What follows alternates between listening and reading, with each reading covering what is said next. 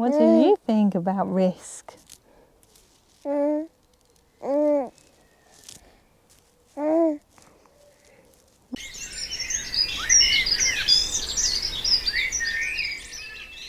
Hi, I'm Lou and this is Lily Rowe. One of the Forest School principles is about supporting learners to take appropriate risks. Yet we live in a bit of a risk-averse society. Health and safety is often used as a reason why not to take children outside and not to go and play in nature. So it can be an area that sometimes there's a bit of friction or tension between Forest School leaders and maybe other staff and colleagues. So in this video today, we want to explore just how essential risk-taking is for healthy human development and how it can be extremely damaging to wrap children up in cotton wool and not allow them to take adequate risks. We're also going to explore some of the misconceptions out there about health and safety and explain why risk is such a big part of what we do at Forest School. Appropriate risk is essential for healthy human development. It's through risk that we find out about the world around us and ourselves. It's how we test ourselves. It's how we find out what we can and can't do, where our edges are, where our boundaries are. And if we know where they are, we can then stretch them little by little further so we can grow and develop. So appropriate levels of risk help us learn and develop. Risk is essential to play and creativity. After all, making choices, making decisions, putting stuff out there is to risk judgment, it's to risk failure. So we can only play and be creative if we're willing to take risks. Think about artists, to express your feelings, emotions, thoughts. What could be more risky than that? Put your whole soul out there for the world to see and potentially judge. Risk is essential for relationship building and social development skills. To trust somebody, to share experiences with people, that's risky, that's a risky business. Also, facing adversity with other people around you often builds a sense of camaraderie. It can gel groups together.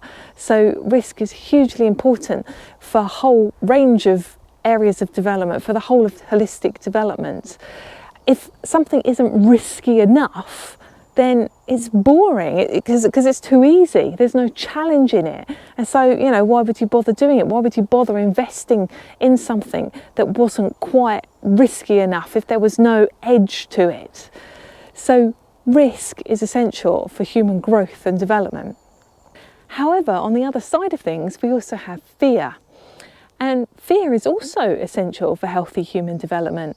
In small quantities, fear helps us to draw our attention and focus into things that we need to focus on, that we need to deal with, that might harm us. It's an evolutionary necessity. But we're not designed to live in fear, we're just designed to have it in small bursts. Unfortunately, we live in a consumeristic, fear-provoking culture now. I mean, just turn on the news and, there's some negative story going on out there that's designed to trigger you. And if I was a skeptical person, I might say that it even might be done on purpose, because people who are anxious probably do what they're told more, or they buy more stuff, and therefore it serves a purpose in a consumeristic culture. But we won't go down that road right now, because we're talking about risk. So fear is necessary, but risk-taking is necessary, and we need to get the balance between the two. Because of the society we live in, I think that it's led to many people having misconceptions about health and safety and a disproportionate outlook about risk in childhood. And this has led to a number of very well-intentioned parents, practitioners, teachers trying to wrap children up in cotton wool and protect them completely from any possible harm, any eventuality. Now, although that's well-intentioned, it could actually cause more harm than good, because ultimately we live in the world and the world is full of risk. And we need to learn about risk as early as possible in the right way, in a proportionate way. And if we're not allowed to do that, then we could end up making some serious errors of judgment in the future because we've never been exposed to it. We don't know how to protect ourselves, how to look after ourselves. There's also the example, if I've heard parents say they won't let their children go out and play because they might fall out a tree and break their arm or something like that, which I did when I was younger. However, you're not hearing about the risk of not allowing children outside. So, for example, living mainly indoor sedentary lifestyles is full of risk. It's full of lifelong chronic illnesses, for example, like obesity, like diabetes that might then develop, like anxiety and depression through not getting outside, through not having enough social contact or play experience. All of those are chronic, life-reducing illnesses that's incredibly risky, much more so, I would argue, than a broken arm from falling out of a tree, because broken bones heal, whereas things like obesity, diabetes, they're with you forever, pretty much. So we have to have a proportionate look at risk and benefits when we're working outdoors with people. So let's start by tackling some of the myths and misconceptions about risk and health and safety that are out there. I suspect you may have come across stories that say health and safety says you can't do this or you can't do that. And if those stories don't seem reasonable, I'd recommend asking questions about them and delving a little bit deeper, because there is a strong possibility that they might not be true. So in the UK, we have the Health and Safety Executive, which is the government department that's responsible for health and safety in the workplace. And this department, this government department, got so fed up of being blamed for not being able to do things. Health and safety says you can't do this and you can't do that. They were so fed up that they started on their website putting a myth of the month, all of the things that were in the press or popularised, but they never said them. And so here are a few examples from education, which you may well have heard these myths yourself. So, for example, children aren't allowed to play snowball fights, or adults aren't allowed to put plasters on children, or you have to wear goggles if you're playing conkers, or you can't use egg boxes and toilet rolls in your craft activities. So all of these statements are myths. The Health and Safety Executive never said them. Yet somewhere, managers, head teachers, whoever the decision makers are in organisations, have decided to action these points. They've decided we're not going to use egg boxes and toilet rolls, we're not going to put plasters on children, we're not going to have snowball fights. And this to me suggests that there's a severe lack of understanding about risk management in certain workplaces. And at Forest School, we need to make sure that Forest School leaders have a robust, solid understanding of risk assessment and risk management processes, so that they're able to make informed choices about how they manage risk. But not just manage risk, also look at the benefits of taking those risks and weighing them up against possible harms. It's also worth being aware that the Health and Safety Executive is in full support of outdoor activities like Forest School that expose children to a reasonable amount of risk, because they recognise that if you wrap kids up in cotton wool, you're going to cause them harm because they'll never learn about risk. So here's a direct quote from the Health and Safety Exec's website that shows their support for risk taking in childhood. Health and safety law is often used as an excuse to stop children taking part in exciting activities, but well-managed risk is good for them. It engages their imagination, helps them learn, and even teaches them to manage risk for themselves in the future. They won't understand about risk if they're wrapped in cotton wool. Risk itself won't damage children, but ill-managed and overprotective actions could.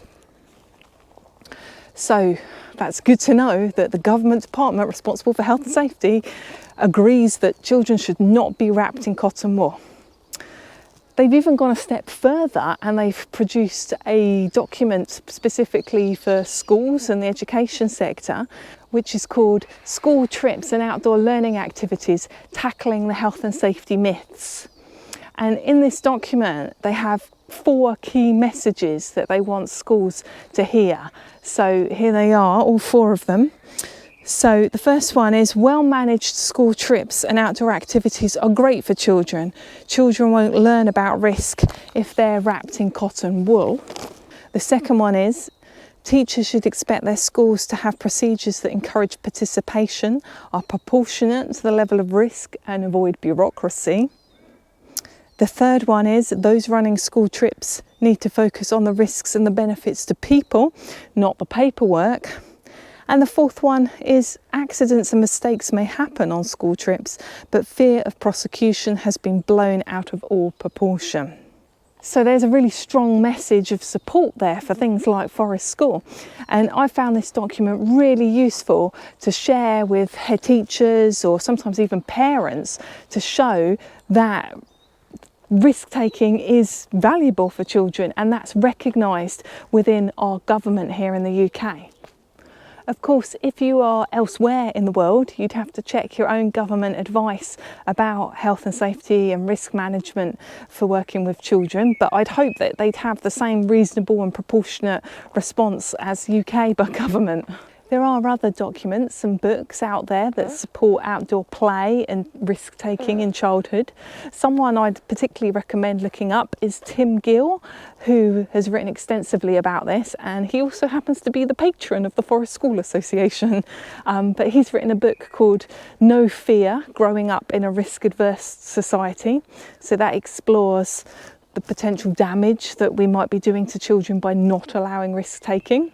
He's also written Nothing Ventured, Balancing Risks and Benefits in the Outdoors, and also co-authored Managing Risk in Play Provision Implementation Guide. So these last 2 you can get as PDFs online, and they're very much like practitioner guides, if you like, about how to apply this way of managing risk.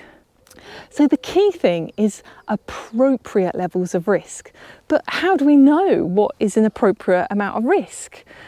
Our role as Forest School practitioners is to keep the scales in balance. So on one side, we know that risk-taking is hugely beneficial and got all of these holistic development benefits.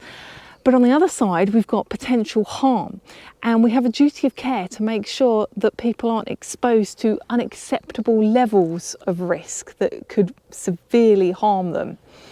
So we may need to take proportionate, reasonable steps to reduce the amount of risk in order to make the scales balance. So the way I see it, there are 4 things that influence our decision making as a practitioner, that influences what we deem to be an appropriate level of risk. So the first one is our own value judgment about risk. We all have different backgrounds, different life experiences, have been exposed to different levels of risk ourselves, and therefore we'll have different value judgments on what is an okay amount of risk to expose somebody else to. The second is our own awareness, skills, knowledge, competencies. So for example, I will only know that that foxglove is toxic in our Forest School area, if I know what a foxglove looks like. I only would be aware that certain species of tree drop their limbs in the summertime, seemingly healthy limbs, if I know about sudden limb drop. So I need a level of knowledge to be able to be aware of what the possible risks are. The third one is the uniqueness of the individuals in the group. So every person coming to Forest School is an individual. They've all got their own life background, experiences. There might be different ages, different ability levels. So different levels of risk will be right for different people. The fourth one is the length of time they've been coming to Forest School, because over time we would have built relationships, we got to know each other better. I'll be more aware of what people are capable of, and they'll also have developed their skills and competencies. So where they might have started with what's an appropriate level of risk might develop as we go through the programme. So all of these areas are considered by a forest school leader when we make a decision as to what the right amount of risk is, or what is an appropriate risk. And so using this, you will notice that that means the appropriate risk will be different for different individuals. What's right for one person might be completely too much risk for another person, or for a different person it might be too little amount of risk. So the appropriate amount of risk varies from individual to individual. So what does this look like at forest school in practice? So firstly, forest school practitioners need to have yes they do, they need to have a really strong understanding of risk management and also health and safety law. And this should be reflected in their handbook, which is a collection of policies and procedures of how they operate their forest school programs. So within your handbook, you'd have your risk management policy and procedure, and you would also have perhaps some procedures around how you go about doing some of the higher risk things, like working at height, rope structures, tree climbing, that kind of thing, foraging, perhaps working with fire, working with tools, so that it explains your reasonable steps to keep an appropriate amount of risk. Secondly, forest school leaders will be doing risk assessments or risk benefit analyses, and we might do different types of these. So for example, we might have site risk assessments that look at the site itself and what's within the site. These usually are done seasonally because of course nature changes all year round, so we need to kind of keep a check on that. We also would do risk assessments on the activities or experiences that we were facilitating, and again particularly those that might be higher risk, so rope structures, climbing, fire, tools, those sorts of things. Then there would also be potentially risk assessments done on individual learners. I'm thinking if they've got any medical needs or any behavioural needs, so there might be risk assessments on individuals. Then there would be some sort of daily system that brings that all together. So some sort of system where you would be able to check the site daily, you'd be thinking about the activities that might be taking place, and you also might be thinking about the group that you'll be working with. So that daily check system brings those first three all together. And then finally, as well as these written risk assessments that we might do, we might also have dynamic risk assessments going on in our head all of the time. And this one's particularly important because forest school is play-based, and therefore we can't always predict what the learners are going to do. And so that process of risk management and risk assessments happening in our head all of the time, so that's what allows children to kind of go off script, as it were, because we're doing a dynamic risk assessment. And then thirdly, we also have emergency procedures in place in case anything was to happen. So for example, forest school leaders will have outdoor first aid training. They'd be carrying first aid equipment and other safety equipment. They'd make sure that they had a means of communication, that they were able to get emergency services to them quickly if they needed that. So those are kind of concrete practices that should be in place at a forest school that puts into practice good risk management strategies. Sometimes when you mention risk assessment, people go, oh, you know, the risk assessment's so boring, so tedious, it's just a tick box exercise. But I think as forest school leaders, we need to be going, yay, risk assessment, because it's through having these robust systems and solid understanding of risk management and health and safety that enables us to go out there confidently and do these sorts of higher risk activities that we do at forest school. So we should see risk assessment as liberating, confidence giving, rather than just a dull tick box exercise just to please Ofsted or the powers that be. So yay for risk assessment. One other thing to think about is at forest school we want to expose people to all sorts of appropriate risks, not just physical ones.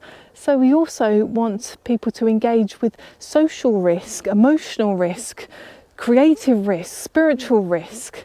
So there are all sorts of ways people can take risks, and taking these risks are all hugely beneficial. It's through challenge that we motivate ourselves or test ourselves. It's how we build confidence and resilience through engaging in all sorts of different risks. There is a model that kind of explores this more fully, known as the learning zone model by Senninger, and it builds on Vygotsky's zone of proximal development in a way, because in the centre you've got your comfort zone, where there isn't much learning and development happening in your comfort zone, but it's safe and secure, but you're not tested, you're not challenged, you're not stretched. And then on the very outside you've got the panic zone, which is kind of the opposite, where you've been exposed to too much risk and you're in a state of panic, and again not much learning and development takes place there either, because you're kind of in survival mode because it's too stressful. So in the middle you've got what he's calling the learning zone, which is the optimum place for people's growth and development, because it's giving you just the right amount of challenge or risk. So this learning zone I equate to the same as appropriate risk taking. So that's kind of where we want to help our learners get to in Forest School, because this is the richest place for them to grow as people. So of course, with the non-physical types of risk, we might not be writing these down and doing risk assessments on them, but these are certainly things that we might pick up on within our planning. So there might be certain individuals that we notice might benefit from being stretched or taking some risks, say in their social development. So maybe that's something that we kind of target and try to support when they're with us at Forest School. Of course, as we support holistic development, we recognise that all areas of a person is intertwined and interconnected. So physical risk taking, of course, will also benefit social and emotional development and growth, and there'll be ripple effects throughout the whole of a person. So remember, risk is hugely important for people. Our job is to get the balance right. Yeah, it is. So, do you have a tip for how to keep the balance of appropriate risk at your Forest School? Let us know in the comment section below. If you've enjoyed this video, do consider giving us a thumbs up and subscribe, and we'll see you in the woods next time. Thanks for watching. Bye. Appropriate risk is a very good thing. Who knows what opportunities it may bring? Balancing benefits and risk is the key to challenge yourself the next time you head to the trees. Yeah.